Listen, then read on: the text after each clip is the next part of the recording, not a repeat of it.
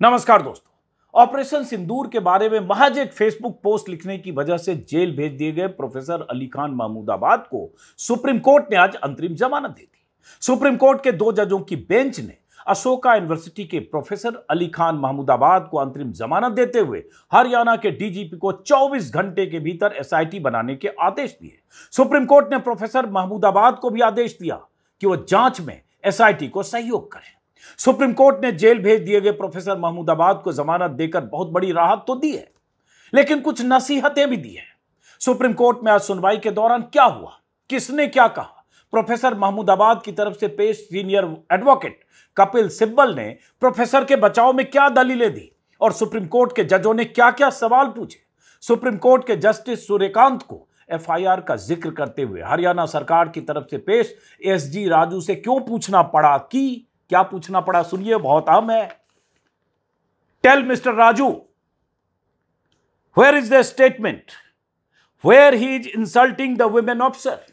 Mister Raju, ये बताएं कि वह स्टेटमेंट कहां है जिसमें वो महिला फौजी अफसरों का अपमान कर रहा था। FIR by women commission says this and that. महिला आयोग की तरफ से दर्ज एफआईआर ये और वो कह रहा है।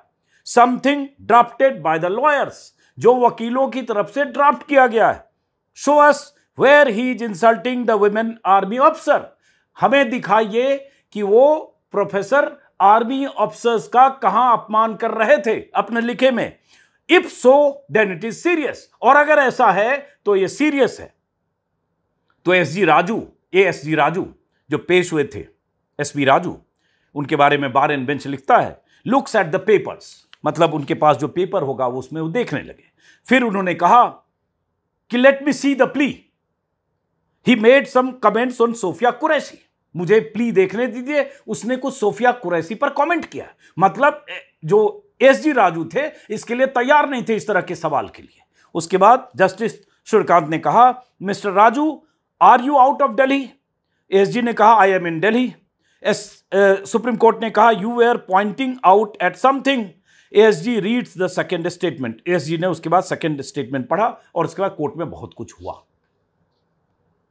जस्टिस सूर्यकांत ने एसजी राजू से वही सवाल पूछा जो प्रोफेसर महमूदाबाद की पोस्ट पढ़कर लाखों लोग पूछ रहे हैं।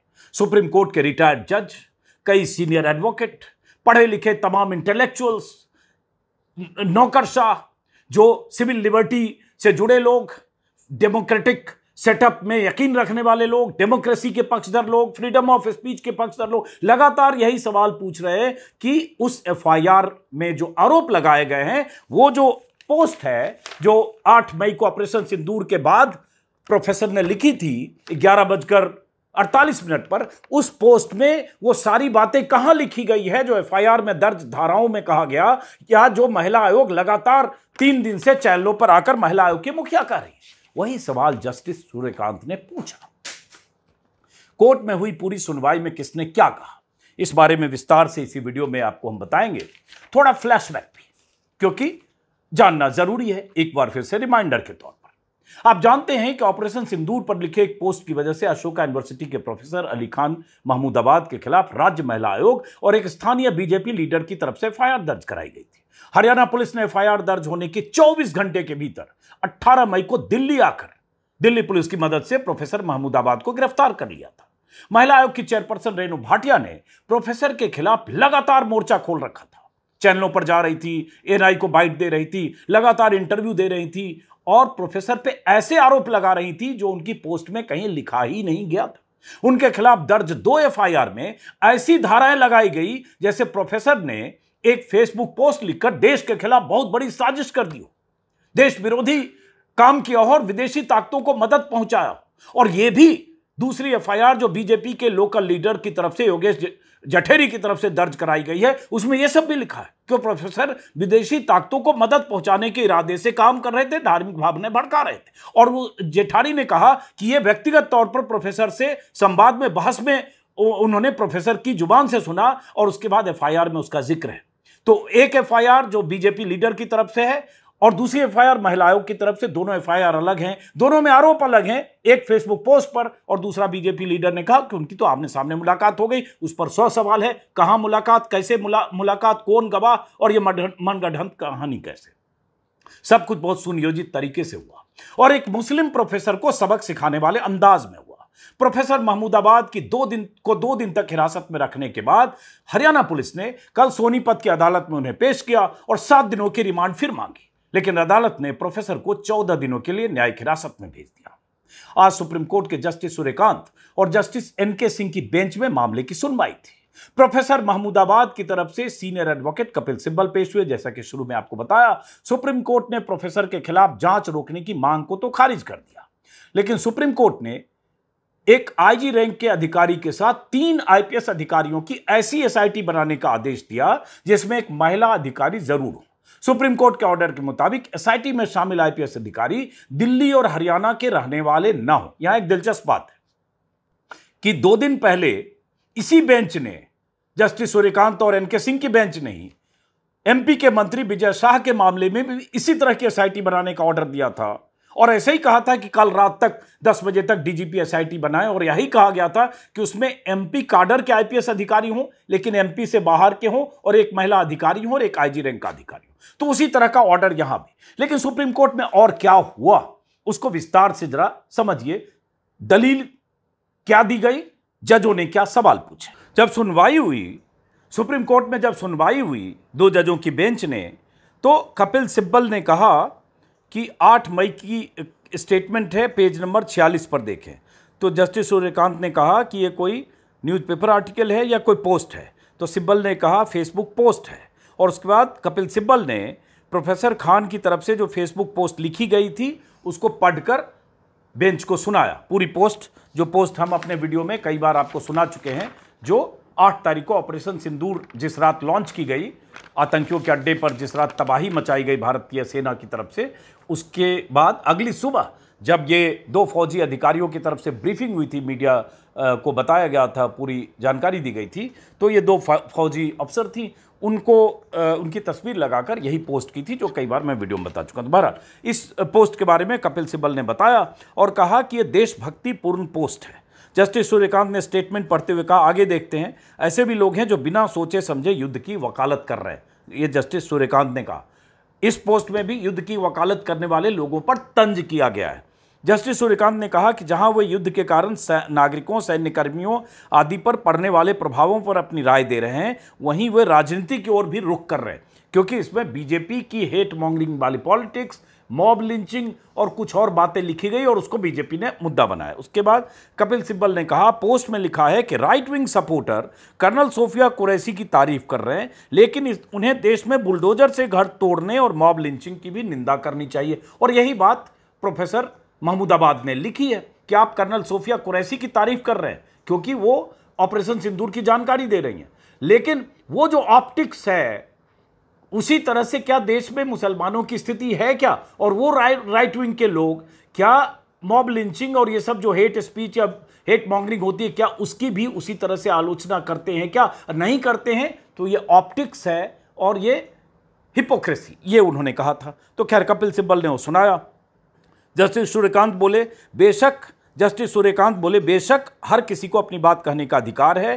क्या इतना सांप्रदायिक बोलने का समय आ गया है? देश के सामने एक बड़ी चुनौती है, नागरिकों पर हमले हुए और उस समय वो इस अवसर पर लोकप्रियता हासिल करने की कोशिश क्यों कर रहे थे? ये जस्टिस सूर्यकांत की तरफ से सवाल था जिसमें थोड़ा ऐतराज भी था। फिर सिब्बल ने कहा 10 तारीख के बाद भी इंतजार किया जा सकता था, लेकिन इसमें कोई आपराधिक मामला नहीं है। अगली सुबह 6:30 पर क्यों एफआईआर दर्ज की गई, मतलब शिकायत की अगली सुबह 6:30 पर क्यों एफआईआर दर्ज की गई, वह उनका अभिनंदन कर रहे हैं, उनका अपमान नहीं कर रहे हैं। कपिल सिब्बल ने कहा कि उस फेसबुक पोस्ट में फौजी अधिकारियों की और फौज की तारीफ की गई है, फौजी अधिकारियों की कोई अपमान नहीं की बात नहीं है। और वाकई इस पोस्ट में कहीं से कर्नल सोफिया कुरैशी का अपमान नहीं किया गया है। कोई भी आंख खोल के इस पोस्ट को पढ़ेगा उसे यही दिखेगा, यही कपिल सिब्बल ने बताया। जस्टिस सूर्यकांत ने कहा, हम नहीं जानते, मुझे यह करने का अधिकार है, वह करने का अधिकार है। मानो पूरा देश कई वर्षों से अधिकारों का वितरण कर रहा है। इसे डॉग विस्लिंग कहते हैं, जिसे हम कानून में समझते हैं। सिब्बल ने कहा कि देशभक्ति से भरा बयान है। देखिए भारत के विचार पर वह क्या कहते हैं। वो जय हिंद कहकर अपनी बात समाप्त करते हैं, क्योंकि ये जो फेसबुक पोस्ट है इसमें आखिरी जो 2 शब्द हैं वो जय हिंद है, जो प्रोफेसर की पोस्ट है। उसके बाद जस्टिस सूर्यकांत ने कहा, कुछ राय राष्ट्र के हित में नहीं होती, लेकिन राय देते समय अगर आप, तो कपिल सिब्बल ने बीच में कहा, मैं सहमत हूं, युद्ध विराम के बावजूद नागरिक भी समस्याओं का सामना कर रहे हैं। जस्टिस सूर्यकांत ने कहा, जब शब्दों का चयन जानबूझकर अपमान या दूसरे पक्ष को किसी तरह की सुविधा पहुंचाने के लिए किया जाता है, हमें यकीन है वो शिक्षित हैं, आप कर सकते हैं। कपिल सिब्बल ने फिर कहा, मैं आपसे पूरी तरह से सहमत हूं, लेकिन इससे कोई सांप्रदायिक तनाव नहीं पैदा हो रहा है। पत्नी 9 महीने की गर्भवती है, कुछ भी हो सकता है, वो न्यायिक हिरासत में है। उन्होंने प्रोफेसर महमूदाबाद की स्थिति का जिक्र किया। उनकी वाइफ प्रेग्नेंट है, 9वां महीना है और उन्हें जेल भेज दिया गया। और ये कहा कि इसमें कुछ भी ऐसा नहीं लिखा गया जिससे सांप्रदायिक तनाव पैदा हो, क्योंकि एफआईआर में यही कहा गया कि सांप्रदायिक तनाव, धार्मिक भावनाएं आहत हो गई और भड़काया जा रहा है, और ये सब बातें दोनों एफआईआर में कहा गया। और ऐसी धाराएं भी लगाई गई जो देश की एकता अखंडता को जिससे खतरा हो, और बहुत सारी बातें जिस पर 4 वीडियो में बात कर चुका हूं मैं। खैर, एएसजी एसपी राजू जो हरियाणा सरकार की तरफ से, उन्होंने कहा वो हाईकोर्ट क्यों नहीं आ रहे हैं, क्या यह भी उतना ही कारगर उपाय है? मतलब वो सुप्रीम कोर्ट सीधे क्यों इस केस में आ गए कपिल सिब्बल, मतलब प्रोफेसर की तरफ से सीधे सुप्रीम कोर्ट का दरवाजा क्यों खटखटाएगा? जस्टिस कांत ने कहा, एक जेन्युइन ऑब्जेक्शन है, वैध आपत्ति है, लेकिन अब जबकि सुप्रीम कोर्ट ने अनुच्छेद 32 के तहत विचार किया है, तो आपके अनुसार उनका महिलाओं की गरिमा को ठेस पहुंचाने का इरादा? सवाल पूछा। तो एसजी ने कहा, मुझे याचिका पर एक नज़र डालने दीजिए, जल्द सुनवाई की आवश्यकता है।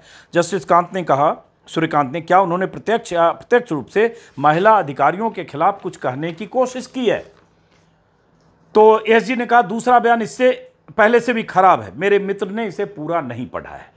फिर जस्टिस सूर्यकांत ने कहा, वही शुरुआती पंक्ति, जांच से पता चलेगा कि वो खुद को बचाने की कोशिश कर रहा है। फिर एसजी ने कहा, इस मामले को शुक्रवार को ही रखा जाए। जस्टिस सूर्यकांत ने कहा, पूरा प्रोजेक्शन ऐसा है जैसे वो युद्ध विरोधी है। क्यों? क्योंकि परिवार, सेना के जवान, युद्ध क्षेत्रों में रहने वाले लोग और जो पीड़ित हैं और युद्धों से देश को लाभ मिलता है, कोई विश्लेषणात्मक दिमाग वाला व्यक्ति ही होगा। अब उन्होंने कहा कि ऐसा लगता है कि वो युद्ध विरोधी है और उसके बाद कोई विश्लेषणात्मक दिमाग वाला व्यक्ति होगा। ये मैं भास्कर के हवाले से हिंदी तर्जुमा पढ़ रहा हूँ। ऑब्वियसली सारा जो संवाद है, कम्युनिकेशन है, दलील है, वो सब इंग्लिश में हुआ है। उसके बाद सुप्रीम कोर्ट ने कहा, 2 ऑनलाइन पोस्ट के कारण एफआईआर दर्ज की गई। हम इस बात से संतुष्ट हैं कि जांच पर रोक लगाने का कोई मामला नहीं बनता है। शुरू में ही मैंने कहा जांच पर रोक नहीं लगी, लेकिन शब्द के इस्तेमाल की प्रवृत्ति को समझने के लिए हम डीजीपी हरियाणा को एसआईटी गठित करने का निर्देश देते हैं। सुप्रीम कोर्ट की तरफ से फिर कहा गया, एक महिला अधिकारी होगी और याचिकाकर्ता को जमानत पर रिहा करने के निर्देश देते हैं। और सुप्रीम कोर्ट ने कहा, सीजेएम सोनीपत की संतुष्टि के लिए जमानत बॉन्ड प्रस्तुत करने की शर्त अंतरिम जमानत लगा दी गई है। उसके बाद सुप्रीम कोर्ट ने कहा कि भारत में हुए अलगाववादी हमले या हमारे देश द्वारा दिए गए जवाबी संबंध में भी हमने अखबार में पढ़ा। छात्र प्रोफेसर अगर उन्होंने कुछ करने की हिम्मत की तो हम इसे स्वीकार नहीं करेंगे। अगर उन्होंने हाथ मिलाने की कोशिश की, हम जानते हैं कि इन लोगों से कैसे निपटना है, ये हमारे अधिकार क्षेत्र में है। 24 घंटे में एसआईटी गठित करने का निर्देश दिया और याचिकाकर्ता को जांच में शामिल होने और पूरा सहयोग करने का निर्देश दिया। और उसके बाद कहा कि एसजी ने कहा कि हम रिमांड के माध्यम से अपराध सिद्ध करने की सामग्री जुटाने की प्रक्रिया में, क्योंकि हुआ ये था कि हरियाणा पुलिस की तरफ से कल भी जो 7 दिन के लिए रिमांड मांगी गई थी, तो कहा गया कि हम उनके फ़ोन, लैपटॉप और बहुत सारे ऐसे एविडेंस जो होते हैं, वो एविडेंस जुटाने के लिए हमें उनकी रिमांड चाहिए, जो लोकल जो सोनीपत की अदालत ने रिजेक्ट किया। सुप्रीम कोर्ट ने कहा कि यदि जांच अधिकारी को कोई और आपत्तिजनक सामग्री मिलती है तो उसे रिकॉर्ड में रख सकते हैं और अंतरिम आदेश में संशोधन की मांग कर सकते हैं। फिलहाल तो ये मोटे तौर पर कोर्ट में यही हुआ, लेकिन एक इसका आउटकम ये हुआ कि उनको जमानत मिल गई, जो 14 दिन की जुडिशियल कस्टडी में भेजा गया था। ये बहुत बार मैं इस फेसबुक पोस्ट के बारे में बता चुका हूँ, मैं रिपीट नहीं करूँगा, लेकिन इसकी क्रोनोलॉजी जरूर है कि 8 तारीख को उन्होंने पोस्ट लिखी, 12 तारीख को महिला आयोग की जो मुखिया हैं रेणु भाटिया, हरियाणा महिला आयोग की जो बीजेपी लीडर हैं, रही हैं, बीजेपी की ही हैं, उनकी तरफ से उनको नोटिस गया। 14 को सम्मन करके उनके सामने फिजिकली प्रेजेंट होने को कहा गया। प्रोफेसर ने 14 तारीख को अपना जवाब दे दिया, जिसमें पब्लिक स्टेटमेंट के साथ लिखित तौर पर महिला आयोग को, जिसमें उन्होंने कहा कि ये महिला आयोग के अधिकार से बाहर की बात है। इस तरह की बात मैंने कुछ लिखी नहीं जिसमें महिला फौजियों का अपमान है, और ये सवाल लगातार उठे कि इसमें कहीं से कोई अपमान की बात नहीं है, और महिला आयोग की एंट्री कैसे हो गई। और उस राज्य में जहां क्राइम अगेंस्ट वुमेन पर महिलाओं की चुप्पी, महिला आयोग की चुप्पी के 100 सबूत है, उसी राज्य में जहां हिमांशी नरवाल के साथ जो हुआ, जिस तरह से उनकी चरित्र हत्या हुई, लेफ्टिनेंट विनय नरवाल की पत्नी जिनकी हत्या पहलगाम में आतंकियों ने की थी, उस पर महिला आयोग की भूमिका, और तमाम मामलों में महिला आयोग की भूमिका। और यहां चूंकि उनका नाम अली खान महमूदाबाद था, इसलिए उनको टारगेट किया गया। ये हम सब लोगों की राय लगातार यही है, लेकिन उसकी क्रोनोलॉजी है कि उसके बाद कैसे सुपरफास्ट स्पीड से हुआ। महिला आयोग की मुखिया ने डीजीपी को चिट्ठी लिखी, मुख्यमंत्री को कांटेक्ट किया, मुख्यमंत्री के निर्देश पर पुलिस एक्टिव हुई होगी, एफआईआर दर्ज हुई, फिर दूसरी एफआईआर दर्ज हो गई बीजेपी के लोकल लीडर योगेश जेठानी की तरफ से। उन्होंने भी कुछ बात जो कही, उस एफआईआर को पढ़कर मैं कई बार सुना चुका हूँ कि इस एफआईआर को पढ़ के लग रहा है कि इसमें कहानी बनाई गई है, अपने आप में एक ज़बरदस्त पटकथा लिखी गई, और ये सब हुआ। और उसके बाद प्रोफेसर की गिरफ्तारी हुई। अदालत से कल उन्हें न्यायिक हिरासत मिली, लेकिन सुप्रीम कोर्ट से आज उन्हें जमानत मिली। बहरहाल अब एसआईटी की गठन की खबर आएगी। एसआईटी क्या जांच करती है, ये अपने आप में सवाल है। कल भी हमने सवाल पूछा था कि भाई विजय शाह ने जो बयान दिए, उस विजय शाह के बयान के वीडियो मौजूद हैं।